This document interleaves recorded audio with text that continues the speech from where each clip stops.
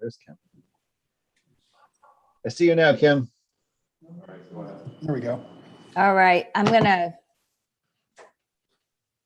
shut off my video. Can remote folks hear us?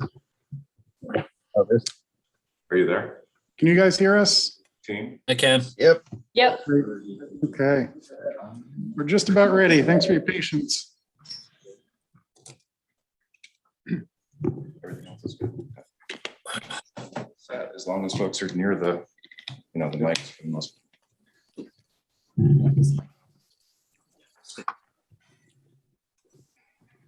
Okay, apologize for the delay. Can you hear and see us? Yep. I can. We're live? Okay. You're live. Thank you. Good evening. I'm calling into order tonight's meeting of the Scarborough Ad Hoc Downtown Development Committee. Sorry for the delays. We had some technical difficulties, but we're rolling now. Members present, it looks like we are down Basha and Bruce and Tom. Tom did let me know that he wasn't going to be here tonight. Basha was a maybe. Oh, there he is. Hey, Basha. And I do think that Bruce was planning on joining us remotely as well. So that's attendance. Minutes. Can I have a motion to approve the minutes from our last meeting? I have one voting member here. So moved. moved by Kim, seconded by Art. Any discussion, amendments? Karen?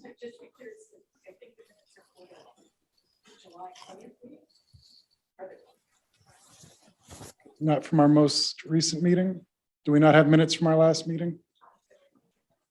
We received minutes from Tody. Yeah, we have a meeting. Travis, can you just make sure that everyone on the table has their mics on? We can hear Karen. Sorry, yeah, there's a little button. Please just make sure your microphone's on. Thank Okay, you. there was some question about what minutes. Yeah, because there were two sets, because the July 20th meeting notes, I don't think have been approved either. Oh, I see. Okay, well, let's take them, let's take both of those up then. We'll start with July 20th. I'm going to assume that was the motion that Kim made and Art seconded. Any comments, questions, amendments to the July 20th minutes? Seeing none, all in favor? Aye. Aye. Any opposed? Unanimous? Okay, and now let's take up the meeting minutes for August 3rd. I believe you've all received a copy of those. Any notes, adjustments, questions about those minutes? Have a motion to approve So moved. by Kim, seconded by Art. Last chance, any comments or questions? Seeing none. Unanimous, they're approved.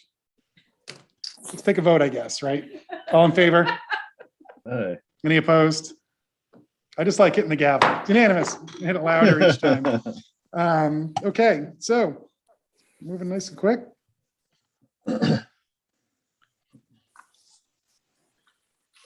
Next on our agenda, sorry, let me just get it pulled back up here. Developers report. Okay. So guys, anything new for us? Any big announcements about a certain retailer? What's happening at the Downs?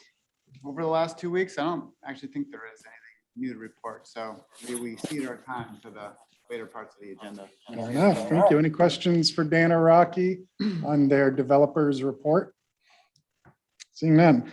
All right. So the bulk of our meeting, I think, is going to be spent on one subject. As we've talked about with our previous meetings, our goal was to break down the sections of our report and work on them piece by piece. The first several sections we're considering largely completed. Those are the background document that Karen was producing, the visioning document that we all worked on before Goody Clancy was brought on board, our reactions to the Goody Clancy presentation, which largely dovetail into these last two items, which are any recommendations that we want to make for ordinance adjustments or broad recommendations that we ask for the town to commit to, whether it's with staff or finances, or consider ordinance changes for the future. And then finally, what kind of management structure that we want to recommend be put in place permanently once the downtown is being established. So what we talked about tonight is to focus on the ordinance recommendations and try and work all the way through that section. If we have time, we can begin discussions on the management structure, but I'd like us to just not worry about any other agenda items and make sure that we have this full discussion with Dan and Rocky. We get an understanding of what they think their needs might be. And we talk about some of the things that we've highlighted that are important to us to determine if there are asks that we need to make as well. So I think what I'd like to do first, if it's okay with you guys, is turn it back to you again and ask for you to talk about your view of whether there are recommendations you hope the committee can make. I know that Dan has forwarded some materials from your contractor that I hope everybody had a chance to read about housing density in the Downs and the value of those housing properties to the town. So at this point, I'm going to hand it over to you guys and ask for you to present to us what you think you'll need for ensuring the success of the downtown. Great, thank you, Travis. And just to, I know we provided a fair amount of material. I just wanted to touch on some of the things to make sure the committee has the material we provided. So I think a few meetings ago, back for the July meeting, along these lines, we provided the key elements and town assistance kind of memo that touched on a handful of items. I know you wanted to walk through that this evening. As a follow-up to committee discussion at your last meeting, we also had Camoin Associates, and Tom is actually on the Zoom and will participate in a few minutes, who's working with us on market analysis and kind of professional guidance on housing in the downtown, has a lot of knowledge, not just in New England, but also nationally on the topic. So he's going to jump in. And he provided that overview of kind of the critical role that housing plays in the downtown project like this. We also provided the counselors have seen this before, but an ROI analysis that was generated, I think about a year ago, that came out of our annual credit enhancement report that we do. That's a fair amount of data there. I tried to highlight the pages that were applicable in terms of the type of housing that's already happening in the project and would be expected in the downtown, and kind of what it means in terms of net fiscal impact on the town. That came up as a question at the last committee meeting. So I think with that, before I kind of jump into maybe the memo from July, I'd like to have kind of Tom touch on the highlights of that page memo about kind of the key role that housing plays in a project like this that's kind of one of a kind in the state in terms of a new downtown. And so at this point in time, I'll let you go ahead unless you have any other comments, Rocky. Okay, great. Thank you. Tom, welcome. I think you're being promoted right now. There he is. Can you all hear me? Loud and clear. Great. All right. Well, so my name is Tom Duretsky. I'm the Director of Research at Camoin Associates. We're an economic development firm that specializes in research and data analysis to understand markets and develop strategies for all kinds of projects around supporting local economies. As Dan said, we've been working with the Downs team on various types of analysis to help the project kind of advance and take shape. Some of you may know Jim Demesis, my colleague, who's the Senior Vice President of the firm, who's also a Scarborough resident and has been involved in the project all along as well. So I'm here tonight to just kind of share some of our key findings and recommendations as the project continues to evolve. You've all seen the memo that talks about the role of housing in downtowns. So I just have a number of points I wanted to share, and then there'll be time at the end for questions and discussion. So clearly the downtown is a huge opportunity to create a pedestrian-oriented town center for Scarborough and incorporate kind of a broad mix of uses, including commercial and civic, but also residential. The downtowns in general, all about kind of creating special places that act as a focal point for communities, as a gathering place where you can spend an afternoon or an evening, where you can bump into your neighbors while you do your shopping and dining. And a planned downtown, a downtown that's kind of a new build downtown, this is an opportunity that rarely comes along. It's really an opportunity to start with a blank canvas and create a space and a place that's really unique to Scarborough. And there's clearly an opportunity here from a market perspective as well. Our analysis showed that, there, in addition to a grocery store, there is demand within the market area for about 60,000 square feet of retail and restaurant space.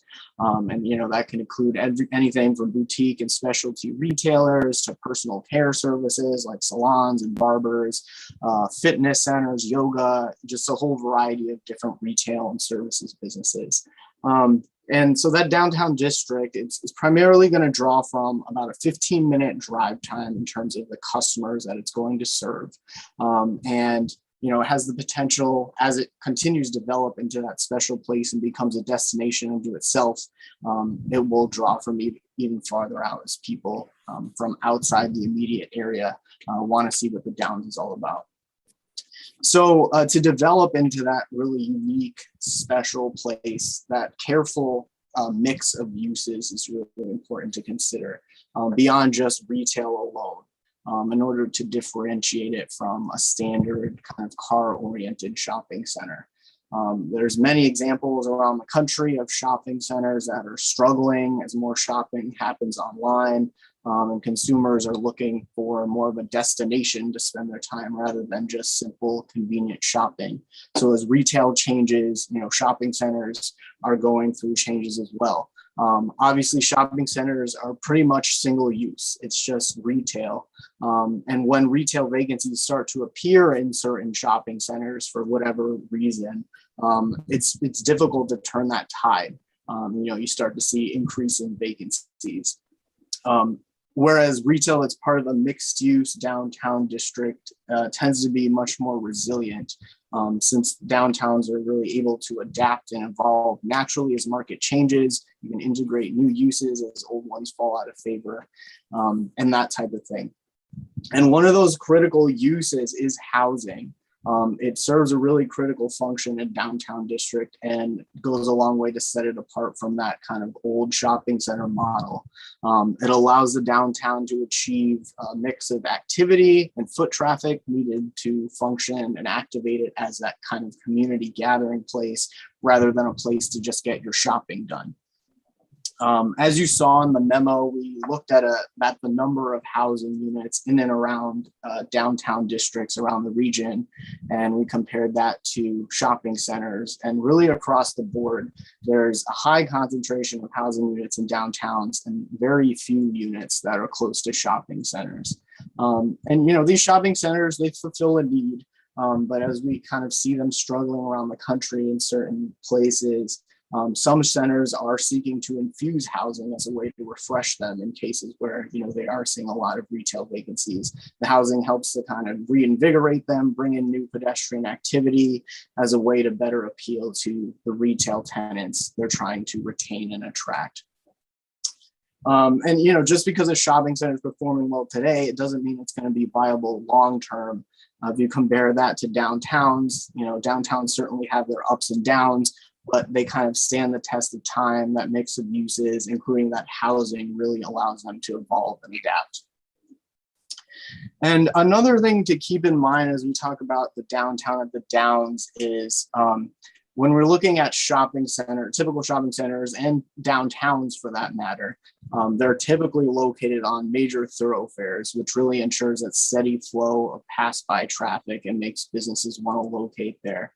The Downs downtown is unique in that it's not directly located on a major thoroughfare. So because of that, it's going to be even more reliant on that mix of uses to interact with each other and create that place and be able to actively draw people in.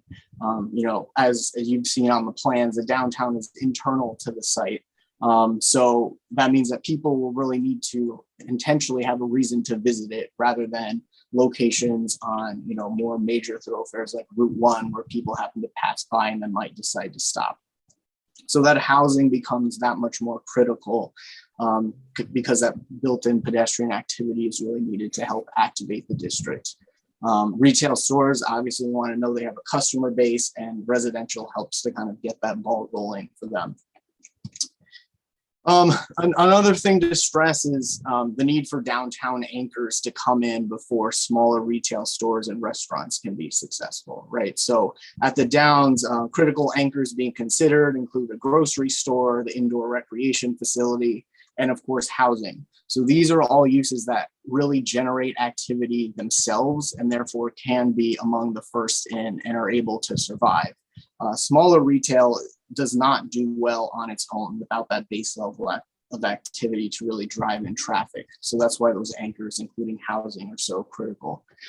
So we've recommended 1,000 units of housing, both in and around the downtown within a 5-minute walking radius, in addition to the other anchors, to really start activating the district and make it appealing to other businesses to want to come in and locate there. Those units are really needed early on to get things rolling before other retail is going to be willing to locate there.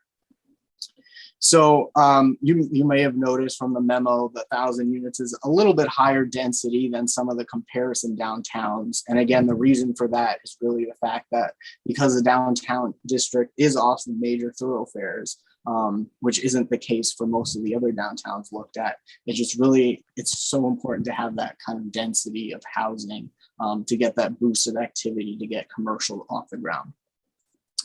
So I'll wrap up. Really all that to say that housing is an extremely critical component of the downtown mix.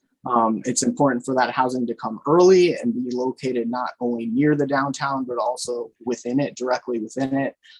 This really paves the way for making the downtown very appealing to other retailers, restaurants, and other venues that will really contribute to that downtown environment that we all want. So I'll stop there. Let me turn it back over to Dan, and then we'll be happy to take any questions and kind of have a discussion. Great, thank you, Tom. Thanks, Tom. And just to put the description of kind of that 5-minute walk into a graphic, I did apply essentially a radius around the common, or a diameter, I should say, to show generally what that means on the master plan. I can share my screen to kind of assist the committee in that regard.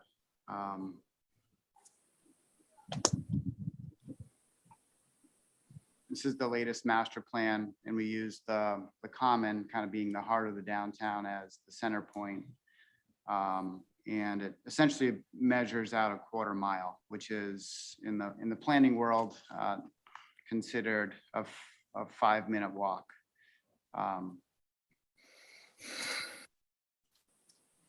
To kind of give a sense of scale and proportion to the committee.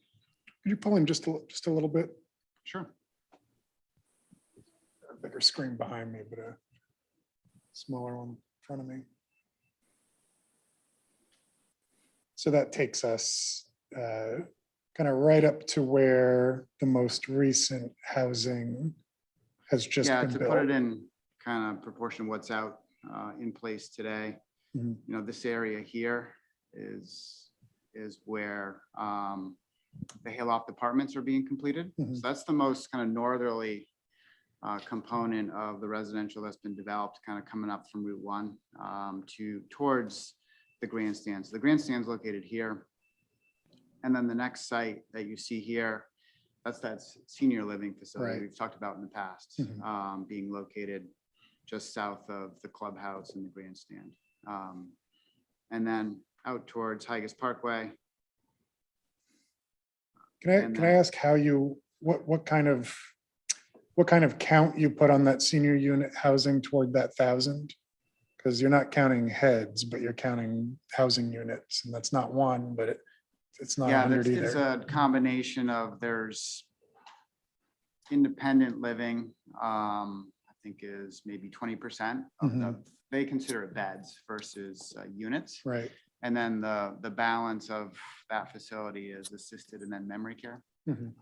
So, 30 units or something like that. yeah, 30 Sorry, to 40, About 30 to 40. 30 to 40 units of independent. Yeah. Does anybody want to jump in with questions? I can keep asking them, but I want to give the committee an opportunity to ask. And can I ask a question? Sure thing, Bruce. Oh, great, I can. The type of housing, well, first of all, let me say is, I think that was a great report. I think it's really hard information based on what we're dealing with in terms of what we're looking for. So I'm kind of excited thinking that this information is really going to help give some form here. But since we're talking about housing, I'm interested in what kind of housing that you're thinking about. I mean, there's single family, there's sort of more high density type units, condominiums, I suppose. And then I get mixed use type of housing where there would perhaps be commercial on the first floor and 2 or 3 floors of residential above. Has that been considered or worked into the mix here? Yeah, all of those are contemplated, Bruce.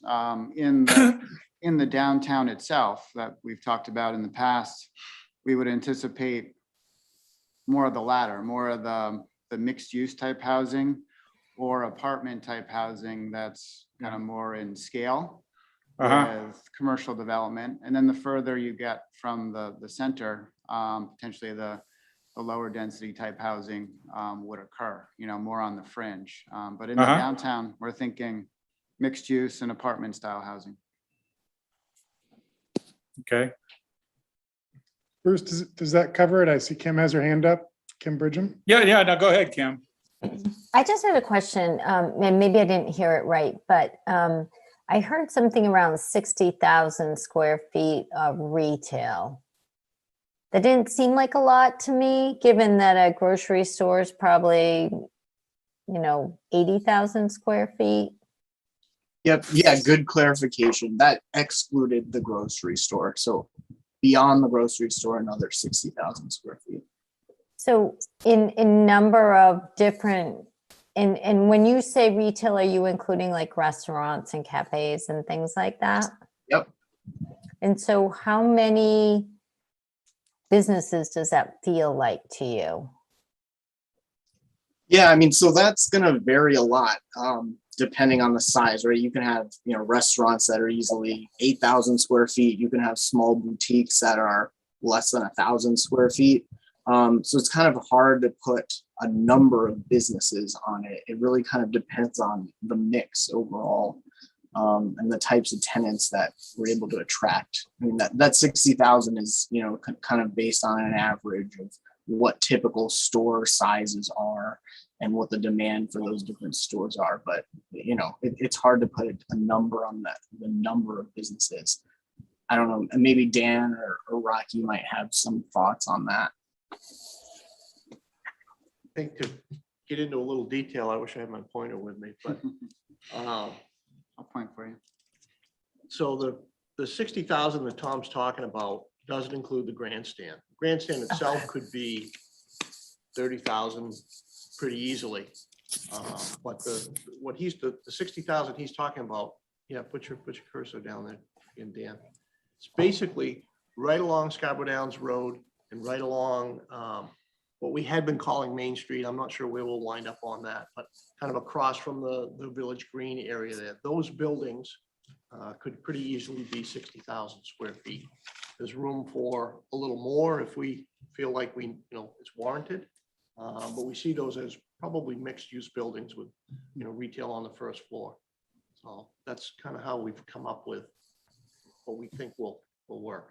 Yeah, I think it's important, Tom's point, if you walk around the Old Port, a lot of the stores that people are going in and out of are less than 1,000 square feet. So in theory, that could equate to a lot of businesses. Brian's got his hand up, and then Kim, I saw that you indicated too. Oh, okay, great. Thanks, Travis. Tom D, you talk about the 1,000 units of housing being needed to really activate the downtown. And my question is, does that recommendation or observation represent an increase in the total number of housing units that you're recommending for the total development of the Downs area? Or is that just kind of a reshuffling of where an originally planned number of units would end up being developed? Yeah, so our analysis, we have a market analysis that kind of shows the total market potential for the place, right? Ignoring any kind of, constraints around how much you can build, just looking at it from a market perspective.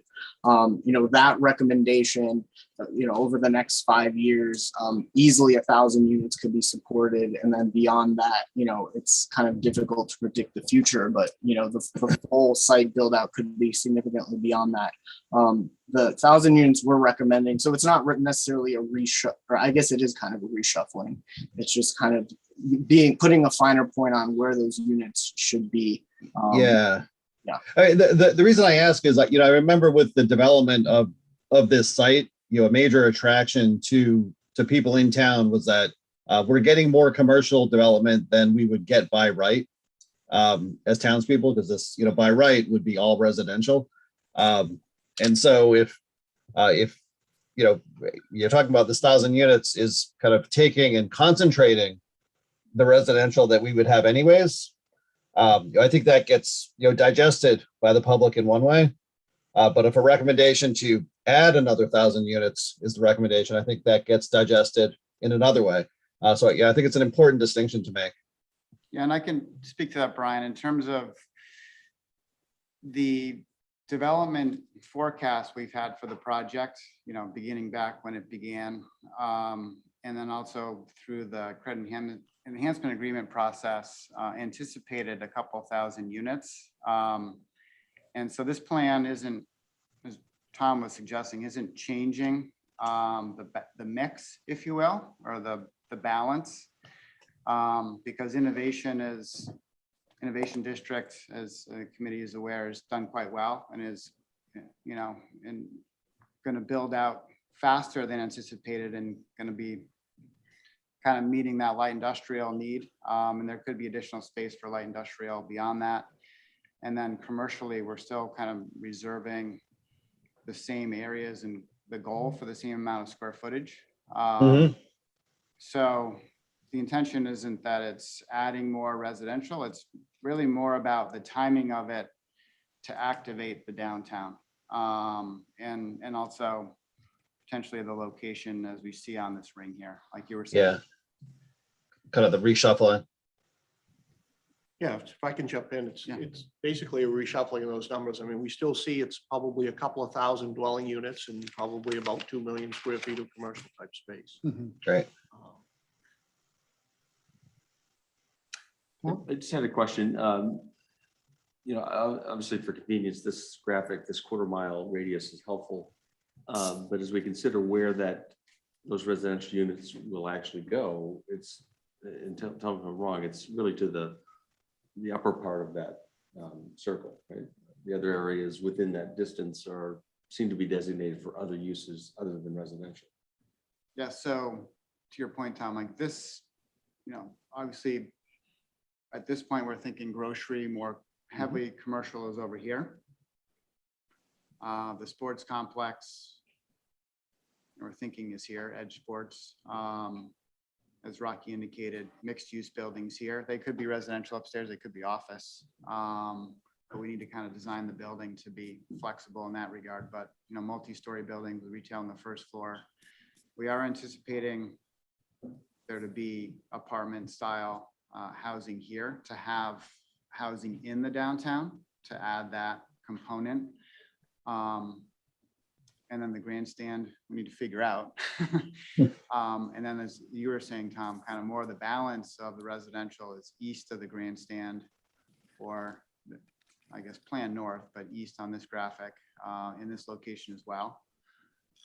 So mostly where you indicated, but also within the downtown where it makes sense to have some to activate the downtown. As much as we can get right in the downtown, as quickly as we can get it, we think will help us get those buildings started. So is speed your barrier? Are there zoning barriers to the 1,000-unit goal, or Back is? to the barriers, Yeah. yeah. So right now, the growth management ordinance, allows for a certain number of units per year within the crossroads zone. That number, I think it's, potentially up to 43 or something along those lines. 30% of 144. So, that's sort of as it is written now, but there is also an exemption within the GMO as well, written for projects like the Down and potentially specifically for the Downs. So there is a mechanism to go beyond that. And that's really the topic, because you can't do a larger apartment complex or, multifamily type housing, the style or kind of the pace under that 43 per year. So we need to use the exemption working with this committee and the council. And So remind that's me the- what that exemption is through this year and No, it's an calendar. exemption provision. So you Okay. apply to the council. Gotcha. And explain the need for exemption. Gotcha. And that was passed in the spring, Mhm. and we've, been kind of waiting on this discussion. We've had initial conversations with the council about, coming forward with an application, but wanted to work with this committee in advance of doing that. Could you talk a little bit, I'm sorry, I'm not looking around to make sure there are not hands up. I don't see any. Could you talk a little bit about, assuming that the exemption is granted, your pace over the next few years, if you're not held back by the exemption? So if we can get what we think we want and need for the downtown and the market stays with us, we would attempt to build the 1,000 units over the 5-year period. For 5 I years? mean, our report's saying, by 2025, the market should be able to absorb 1,000 units. So we would be headed in that direction and try to get there. And what does phasing of the non-housing portions of the downtown look like as that housing portion's being met? What happens over those 5 years while you're building the housing? Well, as part of it would be the downtown. Mhm. So we'd start with a building or two. You're in counting like downtown, mixed above use. retail. Yeah, Yeah. so we'd have some, apartment units over some retail, start with a building. The units just down from the red dot in the middle could come very quickly.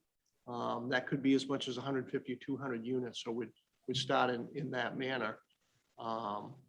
And develop, try to continue to develop that area out. Brian, I see your hand up. Bruce, I hear you. Okay, So, then just to finish up, the innovation district, we think is, we're coming to completion on that, and now we're contemplating, all right, what's next for that? We've still got demand, and, we would try to keep coming in this direction while that's going on. But our focus really would be to try to get the downtown going as quickly as we can. So the innovation district is mapped northwest, correct? Correct. And so that's outside that Yeah, circle, is those, there? 13, 12, 13, that's the very edge of it. Right? Mhm. So is there, is there a plan for shuttles, or how do those folks get to the downtown? Do they drive over if they're looking for lunch, or?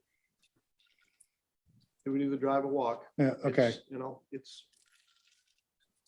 not a critical to this little- current a little discussion. bit, a little bit of a walk. A guy Mhm. like Dan would walk. Brian, I see your hand up. Yeah, as Rocky was talking about, being able to build out 1,000 units, and just thinking about what the town can kind of withstand, it strikes me that there could be quite a lot of public good from concentrating that development in this one area. Both for the fact that it would activate the Downs, which is a good thing for a bunch of reasons, but if 1,000 units is what the market is able to support, it would also relieve other people who would be neighbors to other developments elsewhere in town from the burden of having the woods chopped down in their backyards. I wonder if there's discussions in other committees around town about kind of the strategic benefit of where to direct development, and whether this would be, a high public good place to be directing development. And so that's not a concern for you guys, right? The density question, but you can't build a large unit unless you have the unit exemption. So if we see a gain in density, we can't get there unless you've also got your exemption for units. Is that what you were getting at, Brian? Is sort Well, of, I guess I'm just getting that, it seems that that would be something that would be good for a good public thing, a good public good, a public policy objective worth pursuing.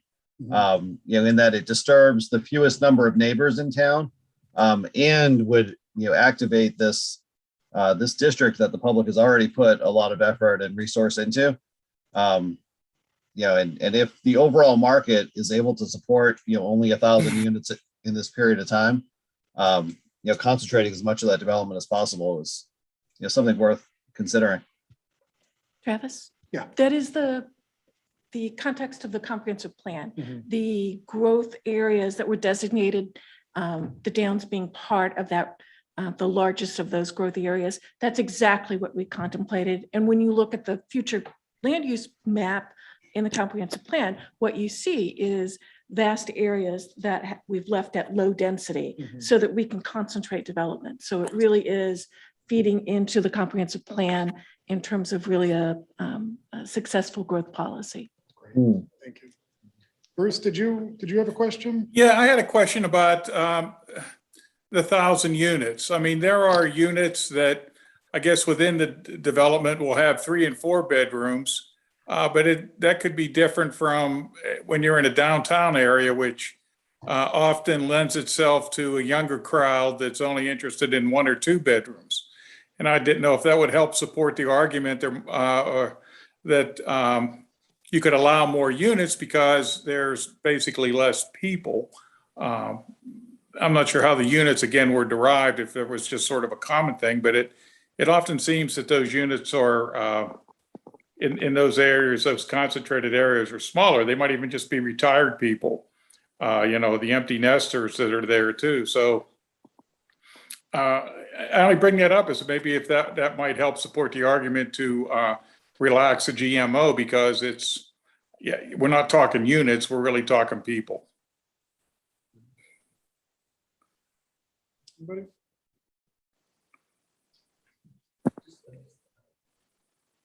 I've got kind of a procedural question, which will, I think, relate to the discussion. So as I recall, you're required to submit to this next phase for planning board approval of master plan.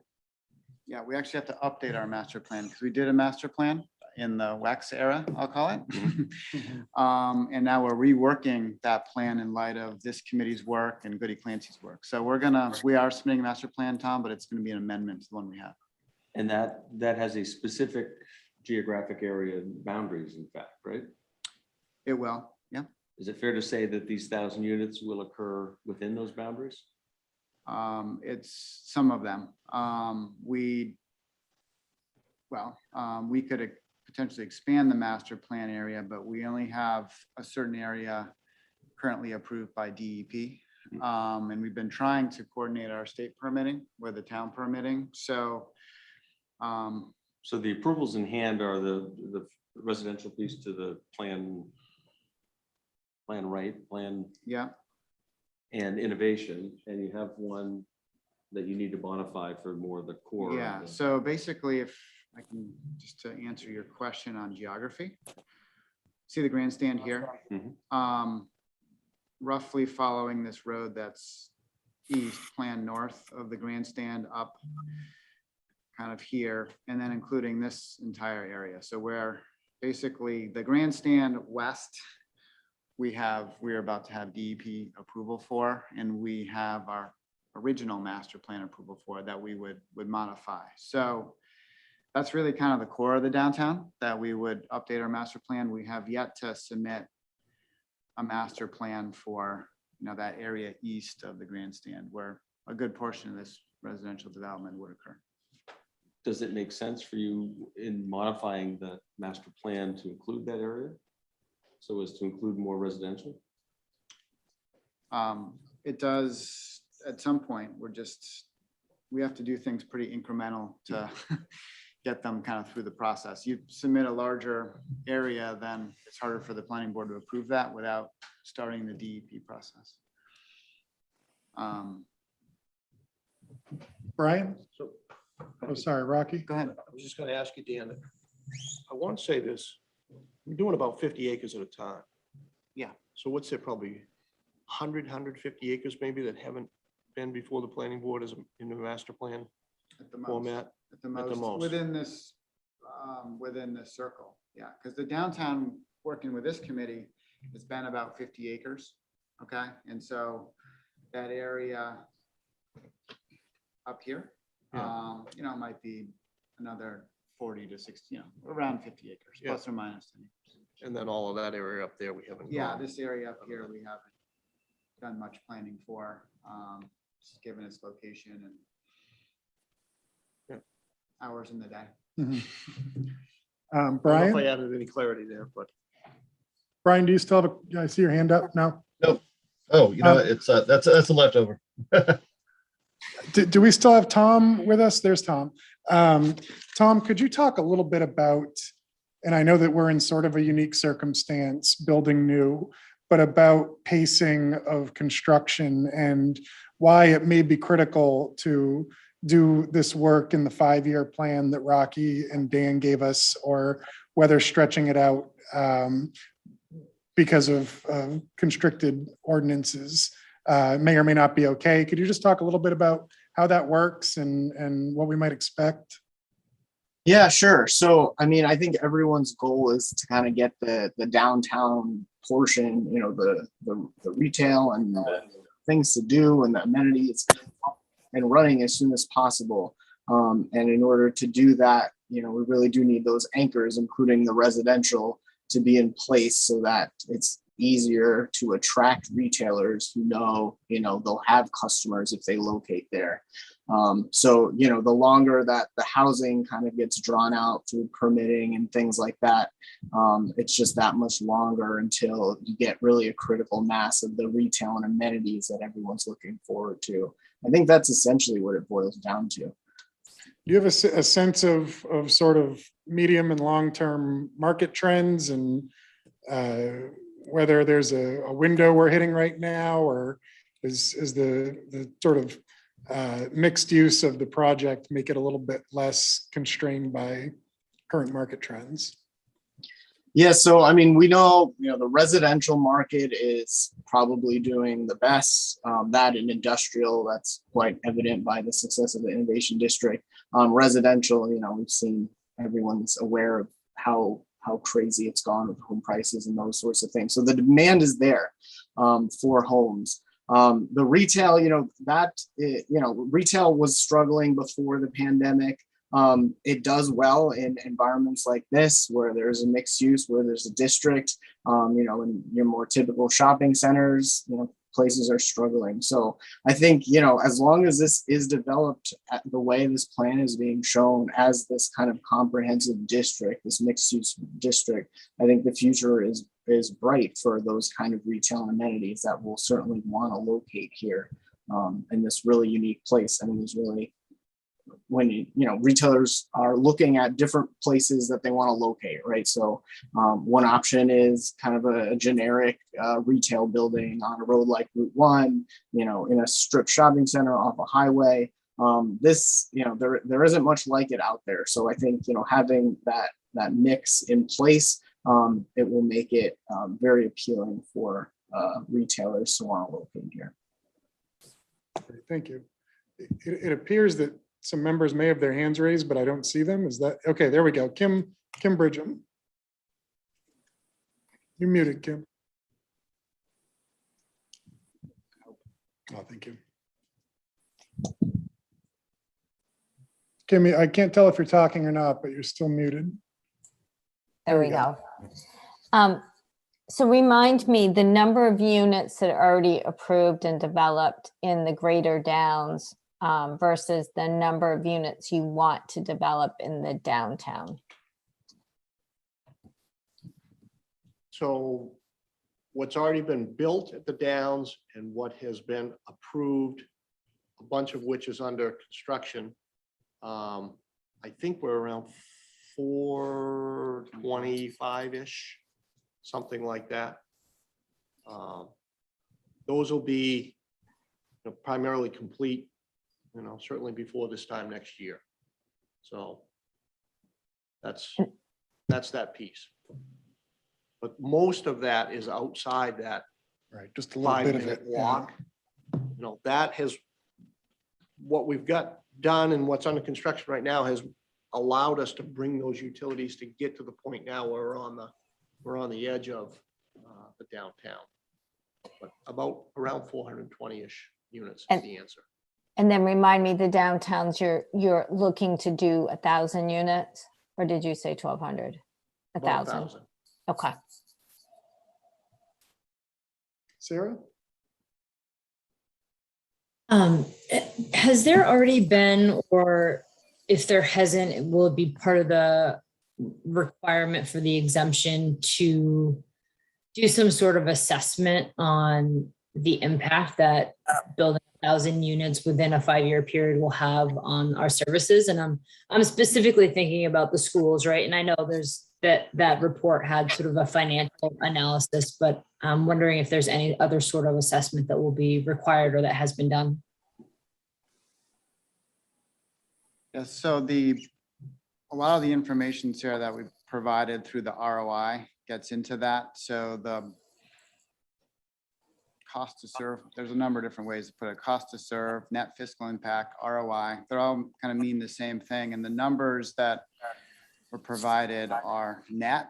So if you see the different types of housing types, apartments, 1 and 2 bedroom apartments and condos have the highest net positive impact in Scarborough over really any land use, actually more than office, light industrial, per either square footage or unit. So kind of to Bruce's point earlier, that type of housing contributes, very few school-age children and also demands a limited amount of the town in terms of services. It's the single-family homes, traditionally, and also in the downs that have sort of a negative fiscal impact, the school component.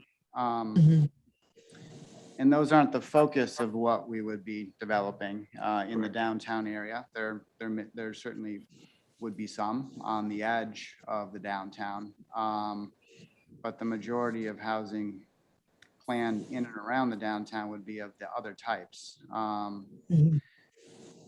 The other just thing to remember, I know you know this, but committee members might not be aware that all housing pays school impact fees as well that go towards school investment in terms of capital needs for schools, and that's townwide, not just in the downs, but that plays a role too in kind of compensating for impacts on facilities. But if you look closely at those numbers, the school impact is baked into those numbers. Yeah, and I guess, and that's helpful. This also may be more of a question for Tom, and we might not have an answer, so I might just be kind of thinking out loud here, but it's less the number, it's more of the time period, right? Because that's a lot in a 5-year time period. And as you all know, especially when it comes to school or adding any services or positions or buildings, that takes time to add into our budget and get approval for. So I guess it's more of just, how do we be planful for that and making sure that when those houses come online and those additional services are expected, whether it's, more police officers or more teachers, that we really have that planned out. I think the data is there. The data is available, so. Yep. Brian has his hand up, and after Brian, I'm so glad that both of you could be here tonight, because I would love if our town councilors could share any other insight from the town side into this. But Brian, I know you've been waiting. I want to give you the chance to go first. Yeah, no worries. It's a new hand this time, so no worries. And just to kind of piggyback on what Sarah was bringing up, the net revenue of each of these types of units is kind of an interesting statistic for when things are all steady state. But one of the things that we all experience as people is the actual use and availability of services, and things like actually recruiting and hiring police officers is a hard thing to do. And first you need the money to do it, which the spreadsheets and projections all show that we will have. But you actually need some ramp up time to do it. And so maybe it's a comment and a suggestion to be to town councilors or to the planning board or to somebody to really integrate closely with the planning of this large scale development, to make sure that we're not waiting until these units are built and occupied before we start the planning for these new services, because that'll be a disaster. We'll have a long period of time where we'll have constrained services and upset people.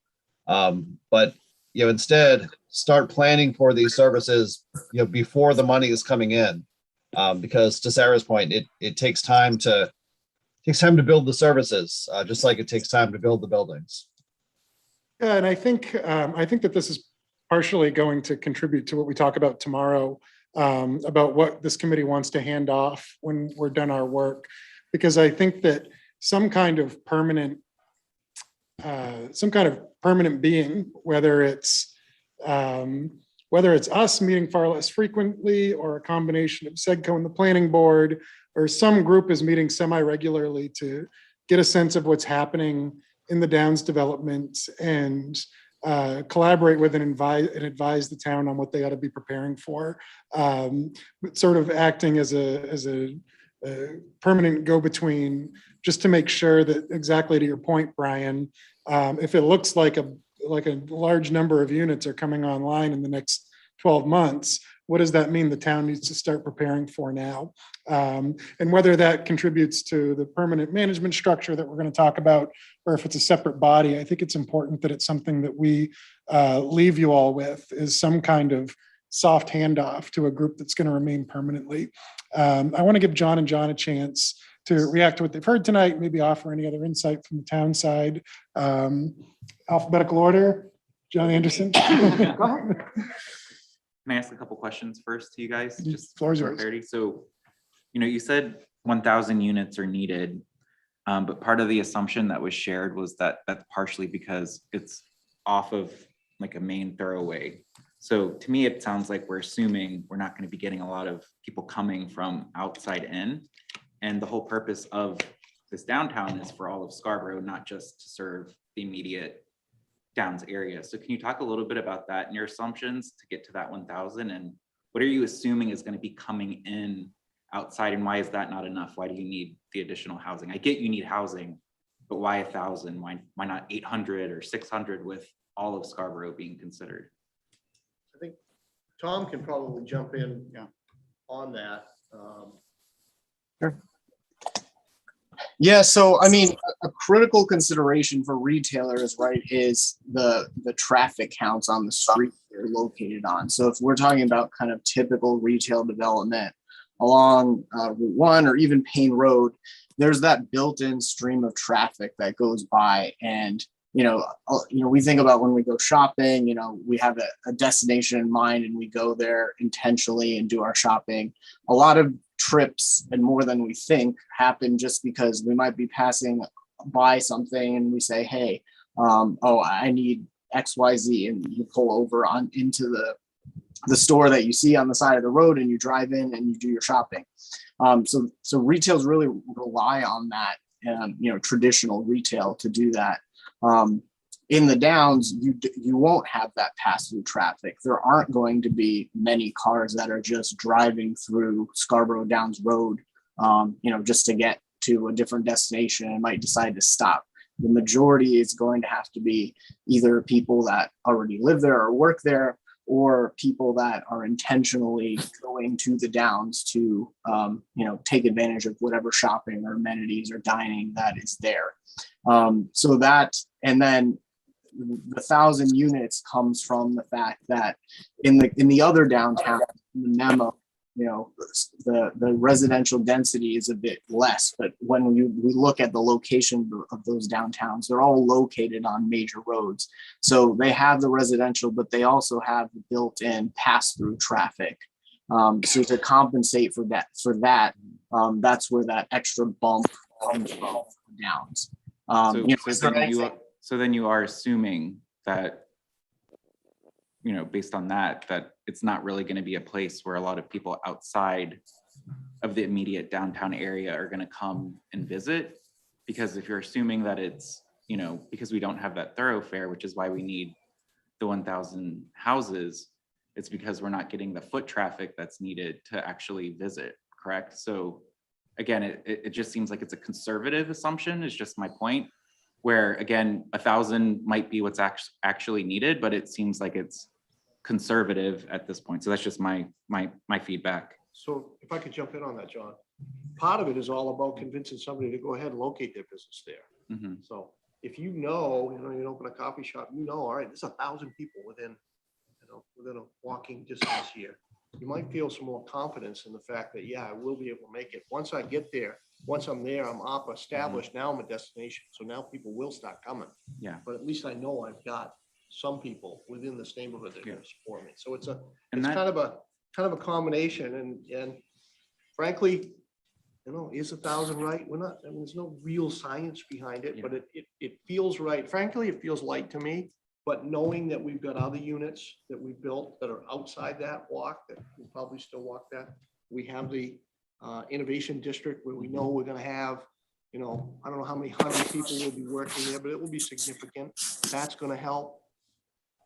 Hopefully all of that put together works. Yeah, no, and I agree. The logic of we need people there in order to attract the businesses, I totally get it. It would be interesting though to understand, and again, maybe that's because I wear that scientific mindset of, well, what would the impact be if it was 800? What would that mean for the downs? If it was 600, what would that mean for the downtown area? Just to really understand the consequences of what happens when we start to make changes. Is it with 800, we're still going to get 90% of it, but once we get to like 600, that's really where you drop to like 40% of what's being proposed, just to understand, again, the consequence. The other question I have, and it's more about specific housing type, which I know, Bruce, you kind of brought up, but are you guys thinking about workforce and affordable housing specifically as part of those 1,000 units? Because we know there's a huge housing shortage across the state, and within Scarborough specifically for those types of housing. So are you guys thinking that's going to be part of what would be within those 1,000 units? Mm-hmm. Can you talk a little bit to that? There'll be a mix of that type of housing, and a mix of similar to what we've already done. Probably what you won't see a whole lot of is single family houses. Mm-hmm. They take up a lot of land, and they don't fit well within, on the outskirts. Sure, we're gonna want some. But the mix of housing types that we've been doing, we have got affordable housing there. We were struggling a little bit with the workforce housing, just because of the market, and construction prices are, through the roof. But density will allow us to get there. Mm-hmm. That's what we need. Yeah. How much of the 1,000 needed, like, would that have been the case prior to WEX pulling out, or is that adjusted based on WEX no longer being there? Like, how much were you guys relying on the WEX foot traffic as part of the means to spur the development? I don't think it's changing it, anything in that regard. We're actually now hopeful and kind of leaning more on grocery in lieu of WEX, because originally it was WEX and Edge The same foot housing traffic. and then the That makes grandstand. sense. So now we're thinking that grocery can play the role that WEX was to play, Mhm. and hopefully play it a little bit more effectively. It's not the same employees coming every day. It's a customer base that's going to be a greater number kind of over the course of the day. So So it sounds like plan A was WEX, and you guys have been super nimble and flexible. Plan B is the supermarket. and also some of the housing that's needed. Have you guys thought of like what plan C or D would be if for some reason you don't get the housing? Could hotels serve as a means to have foot traffic? Could there be some hotels there? I'm just wondering, like, what other things did you guys explore in terms of other options that could increase foot traffic instead of just residential housing? I think if we don't get the housing, it doesn't work. Just, it won't work. Mhm. You know, we'll pick away at, you know, more industrial uses and whatnot, but if we can't, you know, if we can't have the housing, we won't get any type of high-end office, large office user. Mhm. That was something that was interesting to Wax. I mean, yeah, we've read in the paper, they're not coming. Who knows? You know, there's gonna be some office in there eventually. There's gonna be need for it, but the housing is a big piece of it. But Yeah. to be blunt, when you get the housing, I don't see how it works. Yeah, I think the biggest challenge is what Sarah and Brian brought up, just in terms of the planning, right? Making sure that the services are there to support as the growth happens. Because I think the growth will bring the revenue. I don't think the revenue is going to be the challenge. The challenge is going to be the reality of, you know, it's really hard to hire firefighters right now. Like, I think that was something that we talked about this budget cycle, that, you know, Chief Thurlow is struggling to actually hire firefighters. And part of it's because they can't afford to live in Scarborough, so they don't want to be here. So this type of housing could actually address that a little bit by making more affordable workforce housing for people who could live there and actually be a firefighter in Scarborough. So I think there's just a lot of moving parts, and that's going to be the challenge as this comes forward, is how does the town financially support that, bring in the services to support the growth, not just the schools, but, you know, all the things that people want to be doing in Scarborough. So I think that's going to be, I think, where the real work happens as your proposal comes forward, is really understanding where's the money coming in, how are we building those services in parallel, so that we don't get in a situation where we have more people than we can sufficiently serve. John, do you have any? Well, it's just, I guess I'll have a few comments. It's been interesting to see the progression of the committee. You know, when at the outset, I don't think it was really clear whether this was going to be a regional draw or more of a neighborhood feel. And I think it's kind of drifting more towards that, you know, another Scarborough neighborhood feel with some amenities and services that all of Scarborough can benefit from. Even to make that work, I agree with Rocky that you need some people to live there. I hit that, you know, I run a business in downtown Old Orchard, right? And I wouldn't put a hotel somewhere, so there's not going to be any people. They don't have a reason to go there. And it's the same deal with restaurants and retail. So the 1,000 doesn't scare me. I think before we, you know, grant an exemption, I want to understand the services that those residents are going to require.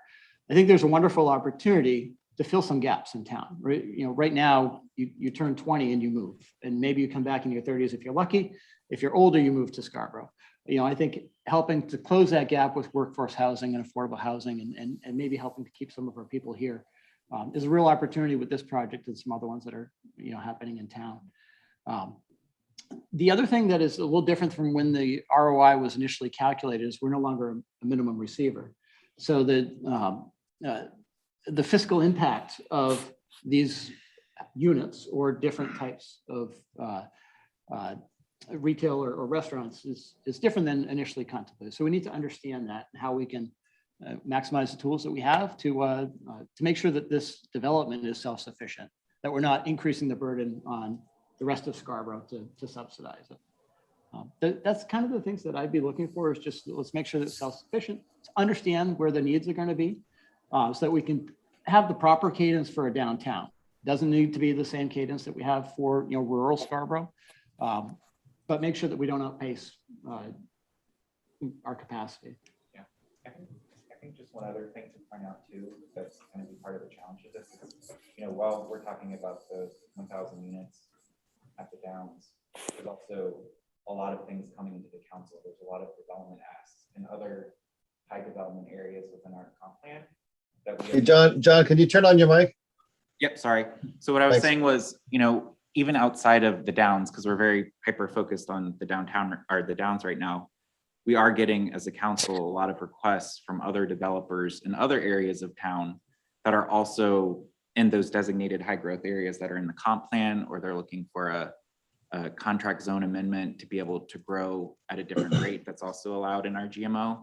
And I think those are the other things that have to come into consideration by the council, because we're not just looking at the 1,000 units here in the context of growth, we're looking at all of these other requests that are coming in. So again, getting some sort of strong position or recommendation from this group around where that growth should be directed will be helpful to like help narrow it down further for us to kind of point to and make some decisions based on feedback from this committee. Because again, you know, I know we're trying to manage those as they come in and not move too quickly on them, but still those are competing for the same challenges we're talking about in terms of growth and revenue and services that we have to consider too. Yeah, that's an excellent point. I mean, the purpose of this committee is to try and support a successful downtown, but the decisions we make, well, our focus is a bubble, the impact will be beyond a bubble. So great points, great points, both of you. Just one more comment. One thing that we did this year when we passed the new GMO was we exempted 1-bedroom units, and we capped it. We exempted a certain number in the downs and outside of the downs. You know, that's a way to try to ensure that whatever you're allowing to be built won't overwhelm your resources. So I just wanted to throw that out there. That was, you know, something that we've done before and probably would think about doing again. Great, thank you. Other questions or comments? I also want to point out, we are at 7:51, but we did get started a little bit late. So I want to survey the room on comfort with going to 8:15-ish. Folks online, if you can stick with us a little bit longer. I had hoped that we might get through this whole section tonight. I suspect we're not going to. But I want to thank everybody for what's been just a great conversation on housing. It's been really instructive to me, and I think we've brought up a lot of really good questions. Brian, I see your hand up. Go ahead. Yeah, I think this development is a really, it's a unique development, and we're doing a great job, I think, as a community giving our input. I get nervous, with some of the sensitivity analysis type of questions, that start to come up. John Anderson, when you're asking, what would happen if we did a little less and a little less and a little less. With a development like this, I really strongly feel like we should be, building and planning for excellence with a buffer, rather than kind of what's the bare minimum to hope we succeed, which isn't what I don't think anybody wants that, but I think in our town we've got a little bit of a recent history of trying to really bare bones it and hope that we thrive. And I don't think that's the way that we're going to have an excellent downtown. And so I think, as we're planning this thing and trying to support this thing, I think we ought to try to do it like engineers rather than bankers, and really do it with a buffer. And I think we've got a much higher probability of success if we do it that way. The other thing I'd say is this is, again, a unique development opportunity, but it's also a unique leadership opportunity for, our town governance. And, what happens with approvals for this downtown and strategic thinking for this downtown will be looked at by other developers who want to come to Scarborough in the future. And it'll really send a strong signal for what kind of place this is to do business in the future. And so, as much as it's important for this large scale development, it's going to be important for, how we're looked at as a community for years to come. And so, I really appreciate the thought and time and resources that, the Downs folks are putting into, their planning of the development.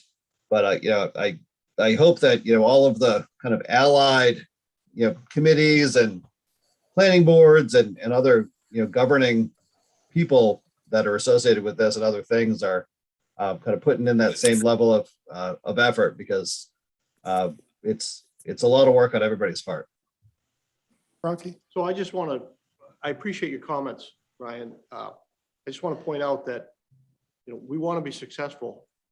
Our first lift at this thing is probably going to be in the $20 million range, just to get going with the downtown, just to even start it. And I'm probably light. I mean, we've got, 7-8 million in traffic improvements that we've got to make over the next 5 years. So, we want to make sure that we can be successful. And if our consultants are telling us 1,000 units is really where you ought to be, we're going to want to know that we can do that, because we've got substantial investments to make to get this thing off the ground. We're going to have to feel comfortable that we can do it. So it seems to me like I haven't yet heard from anybody on the committee any reluctance or concerns with pursuing that the density that Dan and Rocky are talking about at speed. But I hear concerns about what things we want to monitor and what things that we want to keep up with to prevent creating problems for the town while developing at pace. So I think, I don't know if we're ready for a vote tonight, but in my mind, a recommendation that we would make, bearing in mind that we're the downtown committee and our goal is to focus on the downtown first, and we're not fully informed on the larger effects on the town and on the town budget and recruiting firefighters and such. If we believe that a successful downtown development comes with recommending that the Downs development has an exemption from the growth management ordinance, there are a couple of things we'd like to see, including some kind of permanent committee or board that acts as a go-between between Crossroads and the town to make sure that certain things are being planned for, ideally years in advance. We think it's important that workforce and affordable housing are a part of that mix, in large part to provide the employees that we think the town's going to need to support all this new housing. What else am I missing? What other things do we think are important to include with such a recommendation if we want to make one? Does it make sense for me to make a motion that we make a recommendation to endorse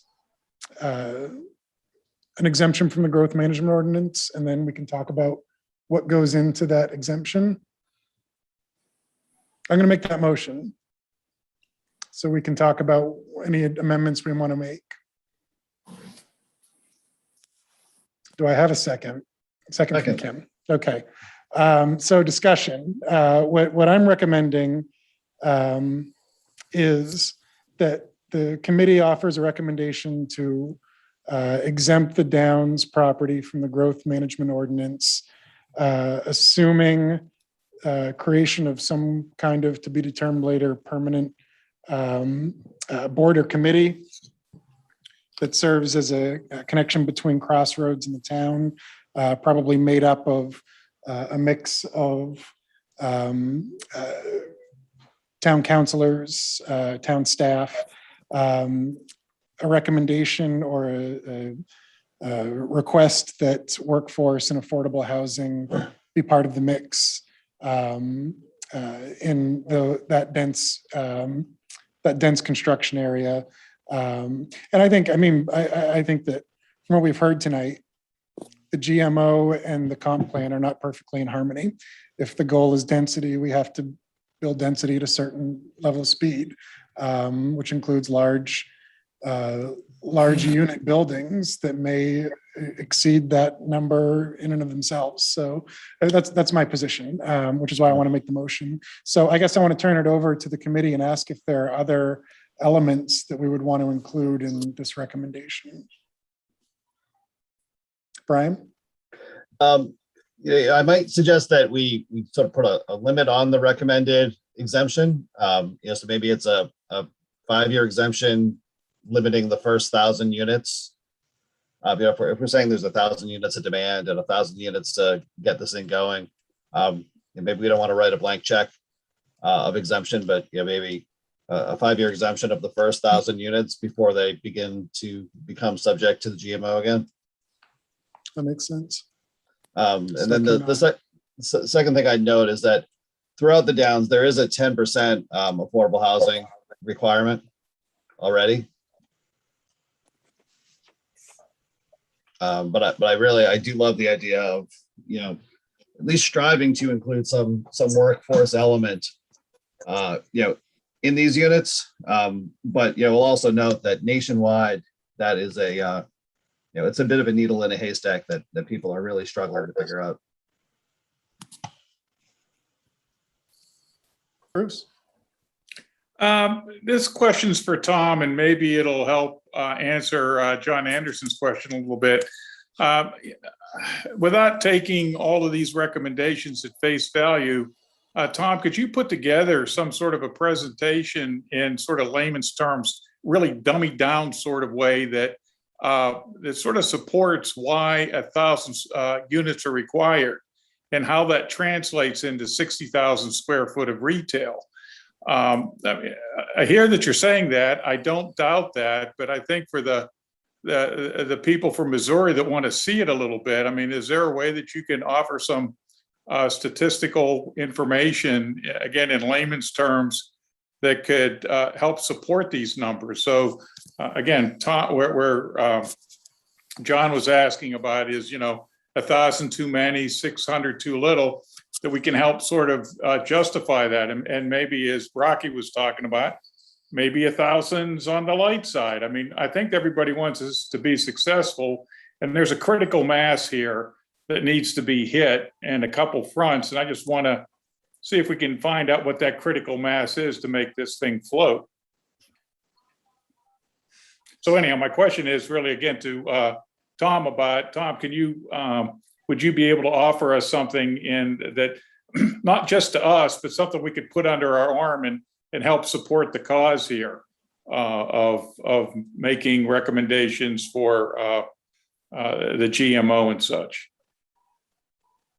Yeah, I mean, there's certainly more data we could provide to speak to that extent. I mean, as Rocky and Dan said, like the 1,000 units is, you know, a ballpark number. There's no magic number that the numbers are gonna, you know, the data is gonna point to and say, this is the exact number of units we want. The 1,000's in the right ballpark. You know, you can see initially when we started pulling that data, we wanted to use other, you know, new build downtowns as examples for the density that the downs could, you know, could be modeled after. And there are some of those out there, and we can pull those. The fact that there really aren't any in Maine, we decided not to do that since people wouldn't be as familiar with them. But you know, there's always more data we can pull and we can talk. Well, it sounds like that there's a calculus here between how many units are required, and then again, whether that's density of units, how much retail that'll be. And of course, there's sort of that additional factor of how much traffic is going to come through there, which sounds like it's also going to temper what these numbers are. So I think that it just might help people understand and give you a little bit more of a foothold to support any numbers that we're trying to really hit, that it's just not. I'm a little nervous about, well, we think that that's right. We hope that that's right. I think that with this type of study that we can say within a range, I'm not expecting you to dead reckon this thing, but, you know, certainly within a, you know, I'd say a 10-15% range, so everybody feels comfortable with it. Yeah, understood. Yeah, we'll talk among the team and figure out the best way to do that. I just want to clarify, you know, because Tom did submit for us to review. So Bruce, you want something in addition to what Tom has already submitted? Can you turn on your mic? Too far away. So you want something? Still not, I thought it was on. So, just like muted and not muted. So you want something in addition to what Tom already submitted in the packet that goes through where the 1,000 units came from and all of that. You want something a little more specific? Is that what you're saying? Yes, well, something that is just really dummy proof, you know, sort of like, you know, it's like the elevator speech. What can you sell really quickly, as opposed to, you know, you've got all the backup data, but you've got, okay, you've got 45 seconds to sell something, go. You know, I mean, you know, to go through these numbers, which are great. Okay, what can we do to just put this on a sheet and again, make it simplified? Of course, and then if you want to get quizzed more on it, of course, you can rely on the harder data that's been developed. So there's some good information already submitted and just a few touch-ups to Yes, solidify please. that 1,000. Yeah. Okay. Kim? Karen, I remember a presentation that you did a while ago on kind of the evolution of Scarborough and its population. Did you say Scarborough's population is 20,000 people? It was the census number now for 2020 is 22,300 Okay. is the census count. So if we're talking about the 500, and that may include the 500, or maybe it doesn't, that are already in the Greater Downs area, but probably not. If it theoretically, if they were built by April 1, 2020, if they were built and occupied by 2020, April 1, 2020, they would be counted. Okay, I was just trying to do some math. So if let's just say, and this math maybe isn't right, but we went with the 20,000 people and we talk about roughly 1,500 units in the Downs and assume 2 people live in each unit. That's $3,000, a 3,000 people increase in the town's population, or 15%. That gives me a little bit of anxiety. And I'm just wondering how others feel about that. I totally understand the argument of density, and I just that 15% increases gives me a little bit of anxiety. If it's helpful to hear, between 2010 and 2020, we increased 17% overall. So it's in the ballpark, and I think the estimate that we did early on was about 3,600 people that would be in the 2,000 units, but that was over the 20-year period.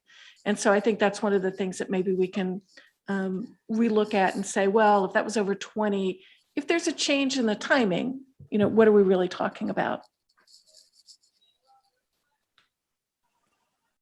Thank So you. do we maybe not feel comfortable taking a vote tonight if there's a little more information that we need? Bruce, are you not comfortable taking a vote tonight? No, I'm okay I'm okay with the vote tonight. This really has more to do with presentation than content. Gotcha. Okay. Are there any other committee member, Tom? I'm not a committee member, don't have a vote, but I did want to follow up. Part of your I'm not sure if it's part of your motion, but in your explanation, you talked about workforce and affordable housing being part of that mix, but also some sort of new standing committee that would interface between the town and the Downs. I think the point you were getting at is to try to get ahead of that demand curve, right? Yes, To plan correct. for the future. Personally, I'm not sure if a committee is the right vehicle for that to occur, but I think it's totally appropriate in the context of this kind of motion to flag the fact that the town really needs to stay on top of that piece of it. How that all shakes out, I don't exactly know, but I don't know if a committee structure is the right. Okay. Yeah, I trust your guidance on this. I think flagging some kind of commitment from the town to stay on top of it is good enough for me. Other members of the committee have, I think now's the time, if we have concerns or if we have other needs for information before we move ahead with this. This is a pretty significant vote, I think, for us to make. And I want to make sure everybody, first of all, feels like they're ready to make it tonight. And if they're not, then there's no reason we can't make it in 2 weeks. If people desire more information or more time to think it over, now's the time. Sarah?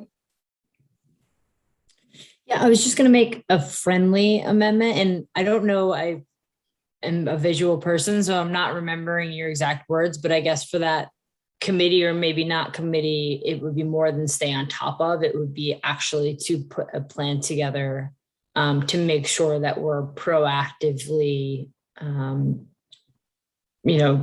have resources and staff and budget, whatever, all the things that we need in order to service what we hope to be a successful 1,000 units or something, whatever that is in 5 years. Okay, yeah, and I think that that's kind of what Tom was getting at, which is sort of making a Yeah. request for permanent commitment on the town's part to to stay ahead of it. Just one other suggestion. If I understand the motion, Travis, as you presented it, it really is not specific to the downtown. It's just kind of giving an outright exemption to the Downs project Mhm. at large. Right. For that, maybe with some limitations, as was suggested. That's a good point, because I do think, I mean, our focus is probably, we want to get those 1,000 units within a 5-minute walking distance of the Village Green. Yeah, and that's part of the reason I asked the question earlier, whether there's going to be some identified geographic area that everyone knows where it begins and ends, Mhm. and whether an exemption could be tied to that. So I It's just think, another approach, and maybe a more exact approach. right, and so, I mean, can we operate it on the position of the Village Green in the current map, or do you think we need something more? Well, I just know that they'll be in front of planning board with a specific geography to be defined. Mhm. And it sounds like it's not going to necessarily encompass all the areas that are within that 5 minute. So it may not be the best approach, but I think as clear and specific as you can be here, I think the more helpful. We could also, for our next meeting, certainly for the council process, generate a very specific map. I mean, I put up this map because it's Mhm. commons in the middle to give the committee a sense of the 5-minute walk, the 15, or excuse me, the quarter-mile distance. Mhm. As you say, Tom, this Yeah. is a pretty crude map, and it needs to be dialed in to be policy document that is followed. So Yeah, we're kind of thinking this through and talking myself back out of it, that I think your approach, is not a bad one, particularly if you provide some limitations within a certain number of maximum units within a certain time frame. Mhm. There's a checkpoint, and it sounds as though this is where they're going to focus their attention, whether it's another block this way or that way. I think you have to be flexible. Things are going to change. So it might be unfortunate to hem them in to the point that it's limiting, and I don't think that's what I'm hearing from the committee. So I think it's an excellent point that part of that recommendation is a limit of 1,000 units in 5 years. And do we want to define a density, or do we, do we want to give them some leeway and say within a square mile, or what's the committee's sense of how specific we want to get geographically? Might I suggest, Mr. Chairman, this is a really important recommendation that's going to come from this group. I think it deserves some more time and thought, and I might suggest you all spend the time between now and next meeting, start your next meeting with a very defined motion that could be circulated in advance, so everyone is clear what you're voting on. I think that probably makes sense. That makes sense to you guys. So I'd like to table this vote tonight. And I'll spend some time with Tom and Karen and Dan and Rocky over the next couple of weeks. We'll work on defining that language. We'll circulate it before the next meeting, so everyone's had a chance to look at it. And we'll kick off our next meeting with that vote. Some other items, I don't want to keep us here too late. I want to make sure that we also cover at our next meeting. We've talked about limiting traffic speed on Scarborough Downs Road in relation to the downtown. I guess a quick question, at what point does Scarborough Downs Road become a public road? Does it ever, or does that remain a private road? The first section already is. The first section already is, okay. Into Carriage Walk, just past Carriage Walk. Mhm. So as it's improved and then completed, It gets turned over. it gets turned over. Okay. So I know that was a subject that we wanted to talk about. We wanted to talk about trailways and other connections, in particular to Oak Hill, but to the rest of the town. I had a couple of notes from Tom Madden, who couldn't be here tonight. So he can certainly bring these up, but let's just get him on the record for tonight that he wants to talk about recommending to the town, highlighting the downtown as a place for future civic uses, which is one of the recommendations that came from the modeling committee, and also from the modeling committee preserving free parking as much as possible. So those are a couple of items that I think we'll want to get to in 2 weeks. And Karen produced 5 or 6 things. That's right. Yep. maybe that, Travis, you could start your next meeting with these as prompts and kind of, I suspect, work through many of these fairly quickly, but Yep.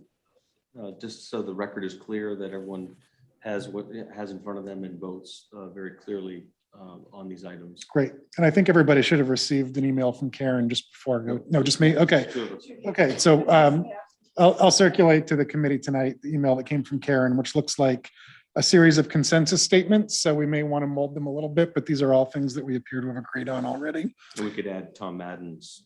And we can add to Tom this. Madden's to this. Yep, I'll just copy and paste his comments to this.